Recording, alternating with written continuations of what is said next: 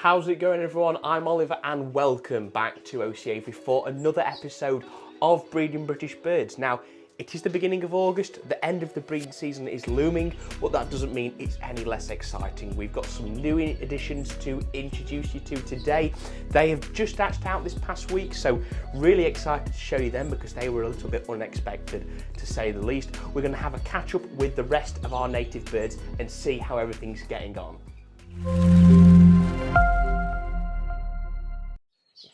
So today is August 1st, and that is the cut-off point I set for my birds when breeding. So any bird that is either not sat on eggs or rearing chicks as of August 1st has the nest site removed, and that is the end of the breeding season for that pair. So we've got a couple of pairs of green finches behind me. Their nest sites have just been removed this morning. Similarly for a number of canaries down in those bottom cages and for the Redpolls too. All the nest sites have been removed. The chicks that are in there are fine, and we're leaving them to it now because they will soon begin to molt. And the reason for this is that bird welfare is always #1 priority. And if we have birds going to nest at August 1st, it's going to be a minimum of 6 weeks before they have finished rearing those chicks, providing the eggs are full and everything goes smoothly.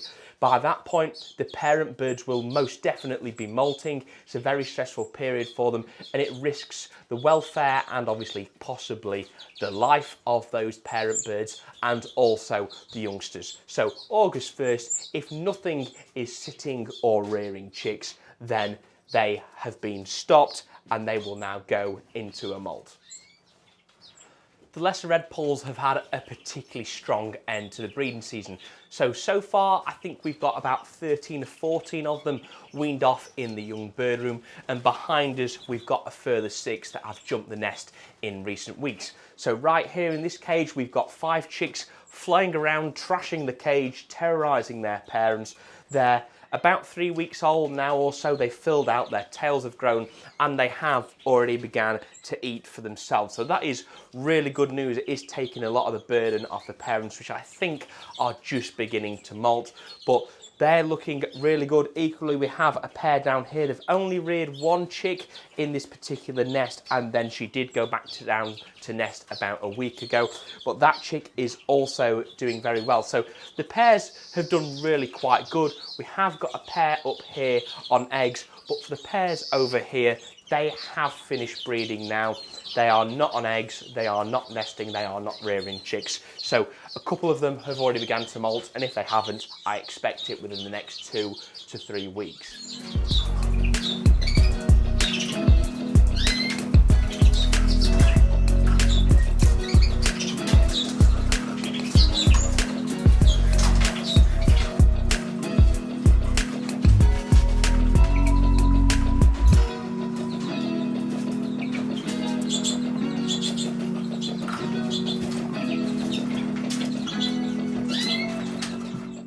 We've had a heat wave here in the Peak District over the past week or so with highs up to about 35 degrees. So it's really hot in the sun, in the shade, and of course in the bird room. Even with all the ventilation we've got, it still gets warm. So the birds are prone to dehydration. I've of course been replenishing the drinkers every day with fresh, cold water, and that's been great for the adult birds.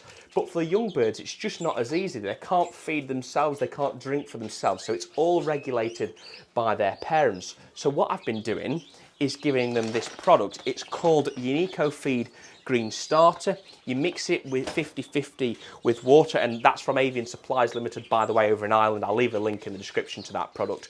But you mix it 50-50 with water. I add a bit of a dry egg food mix to it, put it in for the parent birds rearing their chicks. They pump it into them, the chicks are rehydrated, and even for things like these young Redpolls, they're starting to wean themselves off now. So giving them that, they're feeding it to themselves for one, it's keeping them hydrated. So it really has been a lifesaver, and I can't recommend it enough. So let me show you down here then. So we recently spoke about colony breeding some Redpolls for the first time, and it was a bit of an experiment. It was unexpected or unplanned, shall we say, but it has been an absolutely massive success. So we've had a trio of Redpolls and a pair of Siskin mules in this flight cage. They've all got on really well. I popped a couple of nest sites in for them, and the Redpolls immediately went straight to nest. So we had a Redpoll hen down here sit on 5 eggs. Of those 5 eggs, all 5 of them were full. She's reared 4 chicks. There is 1 chick that was sort of the runt of the litter that's gone under a canary down there and is looking good. But those chicks have now fledged and are about 17, 18 days old, beginning to feed themselves already. All of the parent birds, and I mean mother, father, auntie Redpoll basically, and the 2 Siskin mules have both been feeding the chicks. So they've never been hungry, I don't think, ever in their lives, because they've had so much food available. And they're just doing absolutely fantastic, which is lovely to see. Of course, in the heat, I've been putting some bats in for them as well. I've been putting some insects and a bit of live food in here for them, and they have been getting that egg food mix as well. But things are looking really good with that. The experiment has been a massive success, and you can even see the hen is back on 5 eggs, and she's actually got one of the chicks sat with her at the moment. So we'll give it another go. We'll see how we get on, but I think it's one that I'll be looking at for next year as another way of breeding lesser Redpolls. A few months ago, we acquired a Mutation European greenfinch cockbird.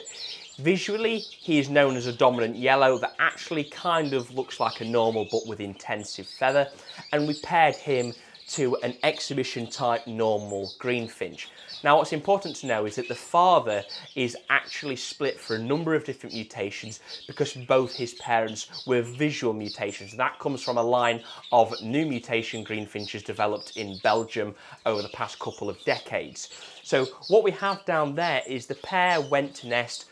3 chicks have hatched. We have 2 normal looking chicks in that nest that I believe are dominant yellows because they had bright yellow skin when they hatched. But what's more exciting is down there in that nest site is a chick that's about 4 days old. It has white down feathers and has bright red eyes. So after finding out a bit of the heritage and the bloodline of that particular cockbird, I can say that I think it is an Isabel Pastel, it will be known as. So we have an Isabel Pastel greenfinch hen in that nest site being reared right now. It's about ready to ring just today. So I'm really excited to announce that.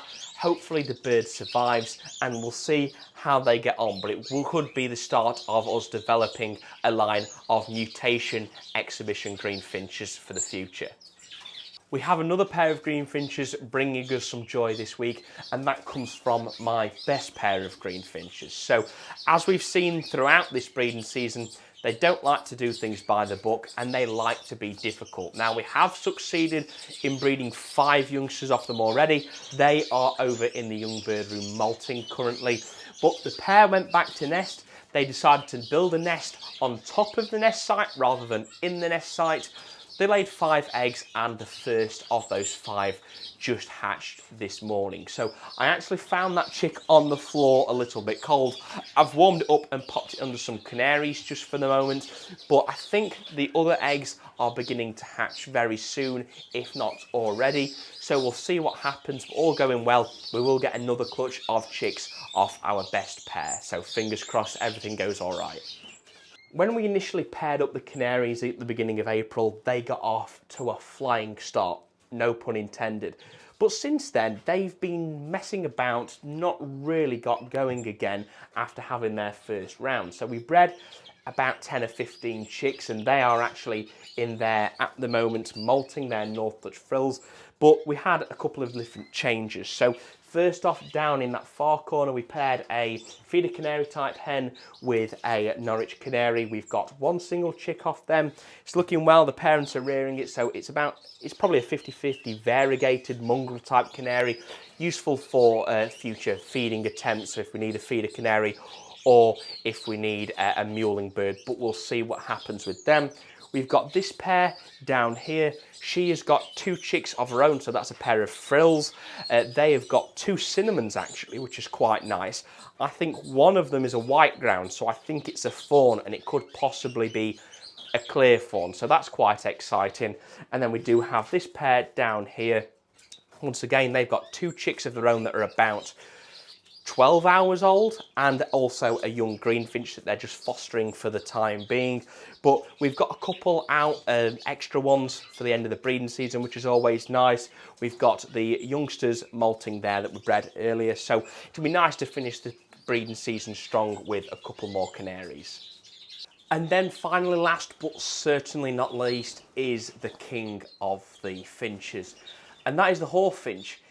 Hawfinches generally in the wild will only go for 1 nest per season, but it looks like things might have changed slightly in captivity because our pair that have already bred this season for us are back on eggs. She's laid 2 eggs that I've seen. There could possibly be more. She's sat for about 2 or 3 days now, so hopefully give it maybe 10 days or so and we'll have some more baby hawfinches.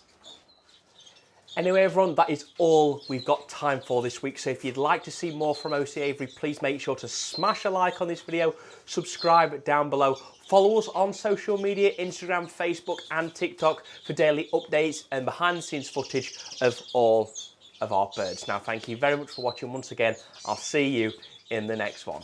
Take care.